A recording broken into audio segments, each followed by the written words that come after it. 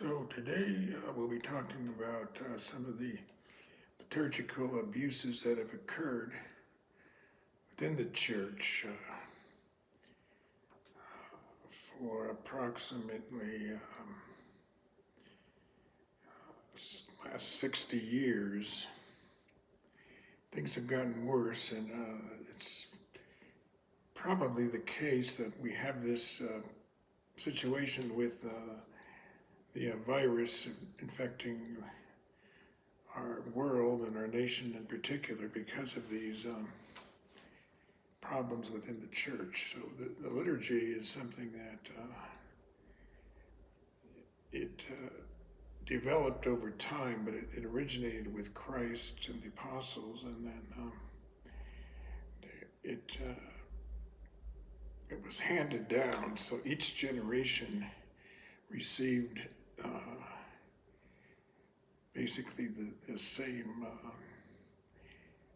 message or symbols from the prior generation, or it just continued on. There were a few changes that were made over the centuries, but then all of a sudden, around 1950, after 1950, there were some major alterations within the Catholic liturgy, and I think that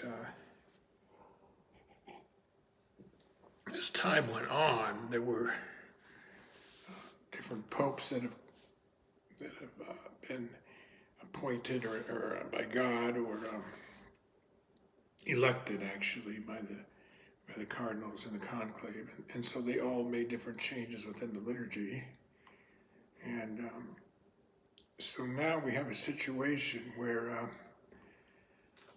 there's a particular group of people that have control of a lot of different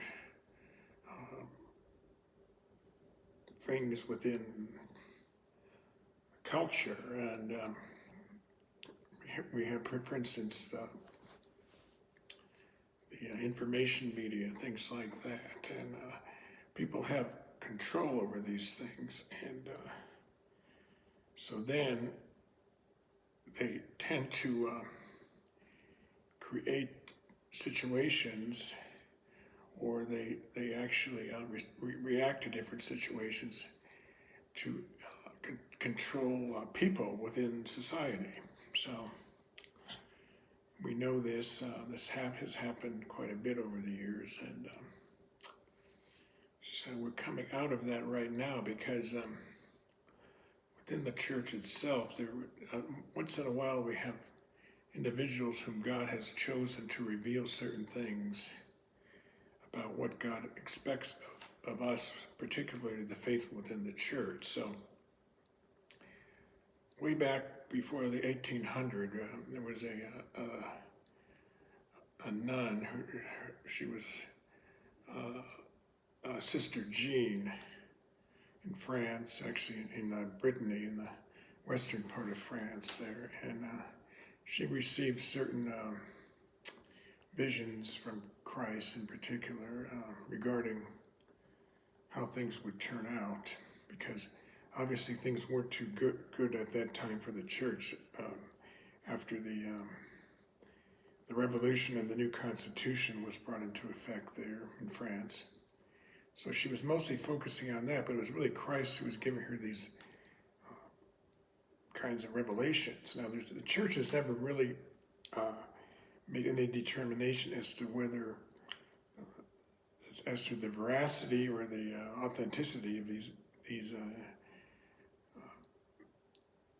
kinds of revelations, but there again, the church has never said that it's against what Christ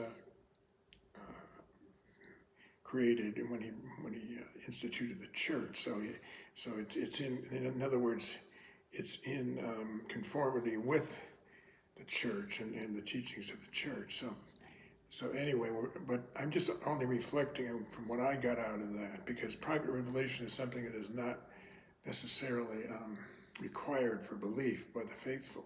It's just something that can help us in our particular situation. So basically what she was saying is that all of these new innovations within society and within the church itself are only going to, are basically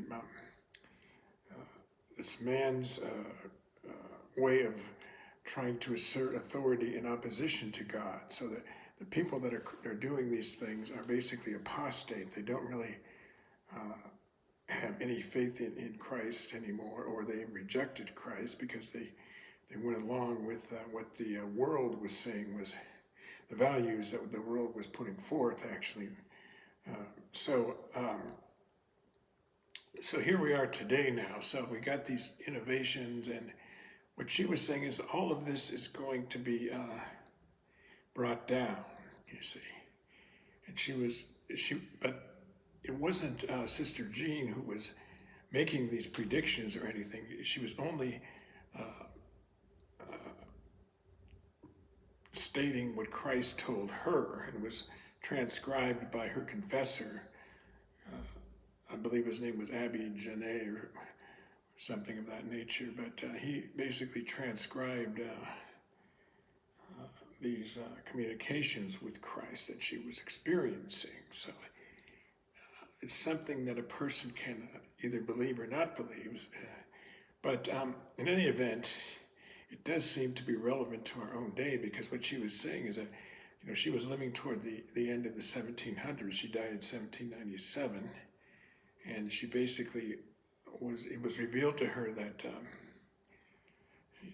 as the setting of the sun, she was asked to estimate how much further it would be before the sun goes down completely below the horizon. And she gave an estimate as to that. And then what she was told by Christ is that Jesus has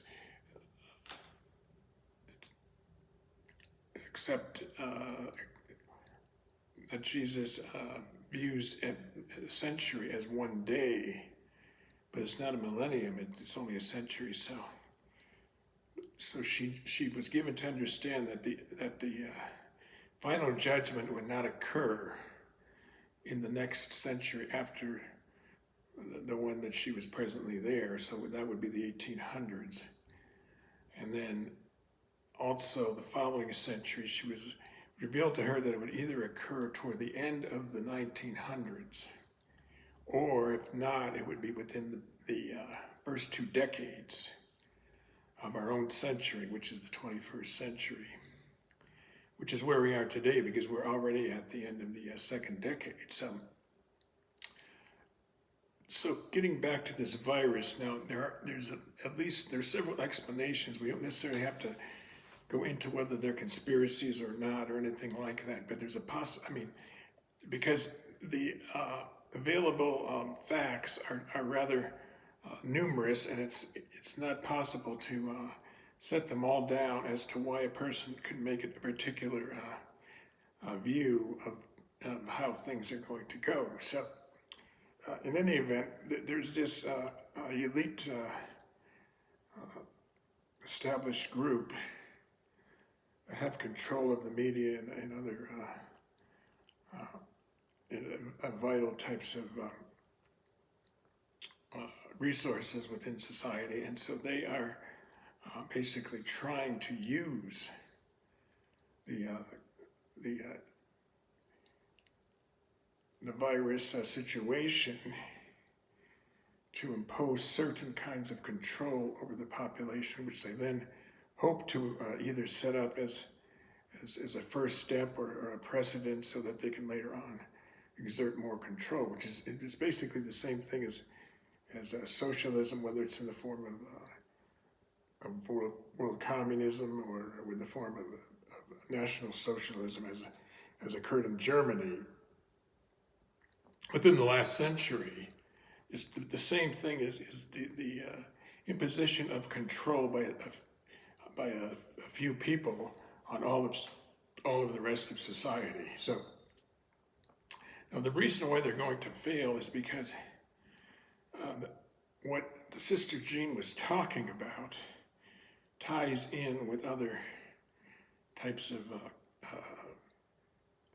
miraculous events, particularly during the First World War, at the beginning of the First World War, when Our Lady appeared and basically told these shepherd children in Portugal that Russia would be converted, and then there would be the triumph of her Immaculate Heart. So if we go back to this other visionary there in France, well, what she was saying is that there would be this peace, time of peace, which would last for a considerable period of time. And then there again we have reference to the last 2 decades of our century now. So we're at the end of that point now. So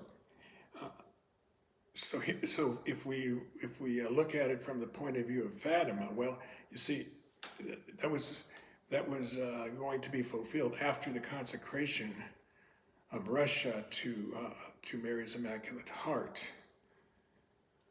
So we know that Our Lady, the consecration to Our Lady did occur in, I believe it was March 25th, 1984, which would have been the Feast of the Annunciation, and that was the time that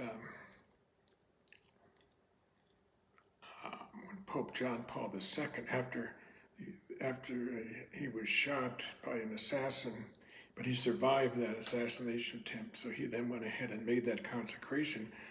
And it's very important that the consecration was done in union with, along with the bishops of the world who were in union with the Pope, which would mean all the Catholic bishops who were in union with the Pope at that time.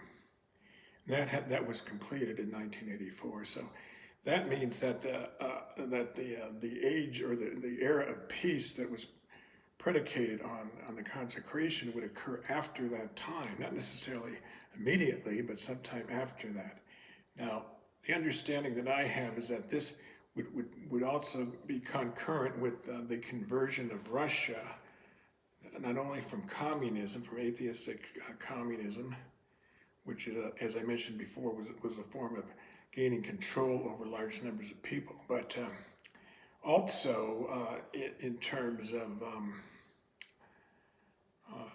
concurrently with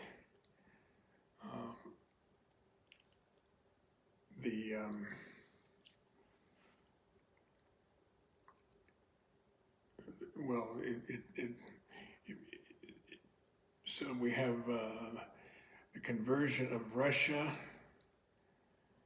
and then we would have this era of peace.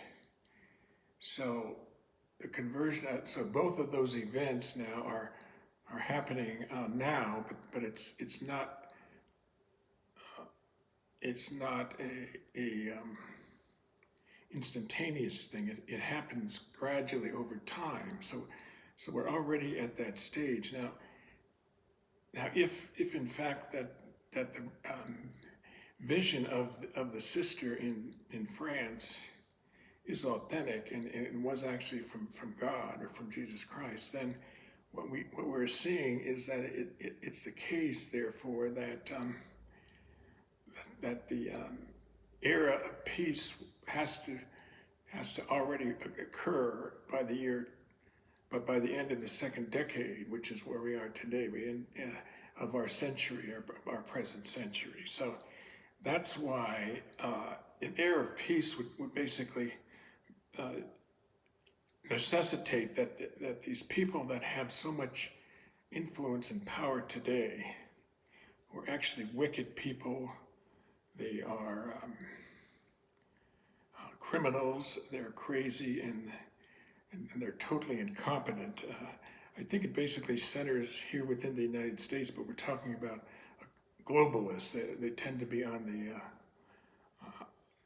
eastern seaboard of the United States, and they have a certain ideology that they try to use science to be the determinant for what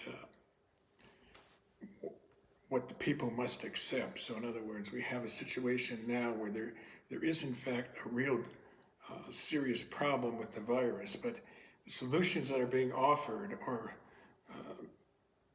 by this global elite are things that are only done to gain more control over the population. And now they're talking about the population of the whole world, actually, because the virus, as we know, is a worldwide phenomenon. So as that stands today, where we are today, we have a situation where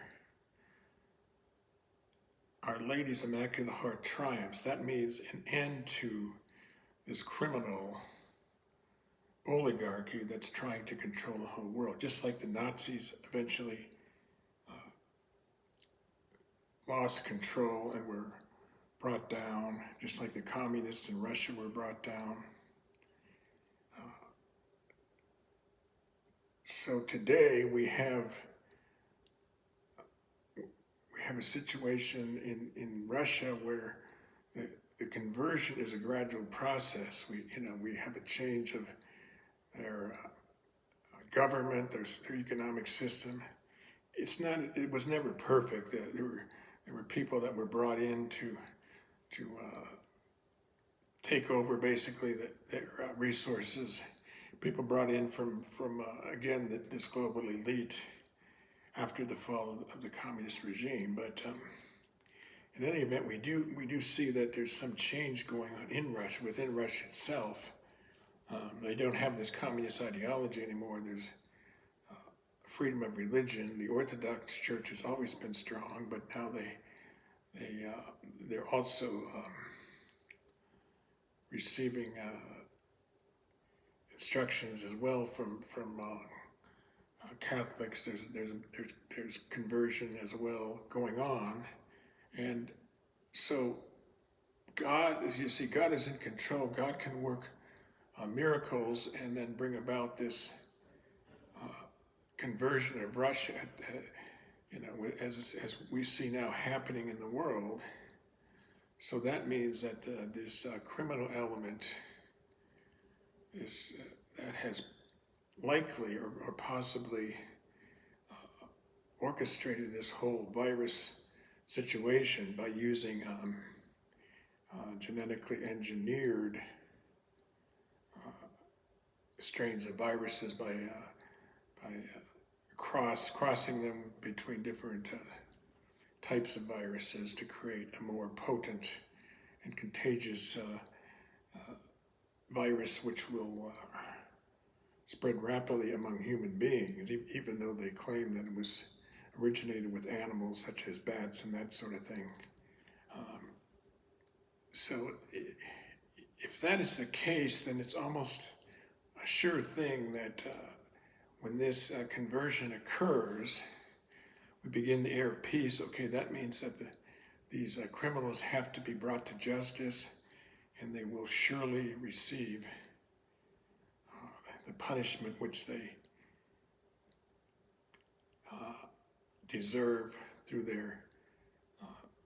the evil that they have done and the many lives that have been lost so far and will continue to be lost until this virus is brought under control. So that is just my thoughts on our current situation, and so thank you. Goodbye.